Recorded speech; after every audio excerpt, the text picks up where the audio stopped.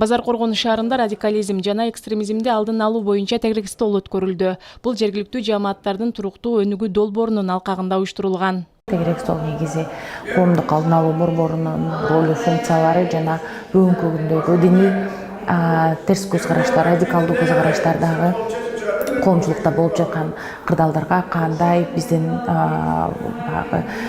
туруштук берүү же болбосо ошолорду алдын алуу, кандай иш аракеттерди кылышыбыз керек деген максат. Бүгүнкү күндө интернет булактарынан ар кандай маалыматтарды алууга болот. Ошондой эле аларды таратуу мүмкүнчүлүгү да бар. Айсезим Батырбекова Базар Коргон шаардык жаштар комитетинин өкүлү, 17 жашта. Бул күнкү уюштурулган иш-чарага катышып өзүнө керектүү маалыматтарды чогулта алды. Туура маалымат берсе, кайсыл жерде кандай, кимге ишениш керек, кимге ишенбеш керек, кандай маалыматтар туура, кандай маалыматтар туура эмес экенин айтылуу болду.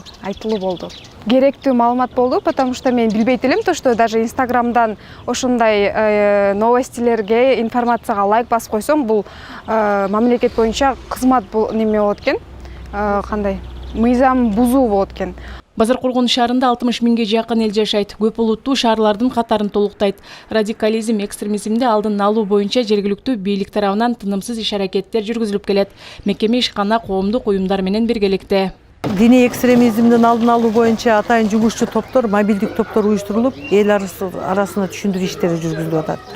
Бул мектептерде мектеп директорлори менен да биргеликте иштерди алып барылат, коомдук уюмдар менен иш алып барылып атат. Буга чейин деле бул иштер алып барылып аткан, эми бул кварталда бир жолу ушундай тегерек стол өткөрөбүз.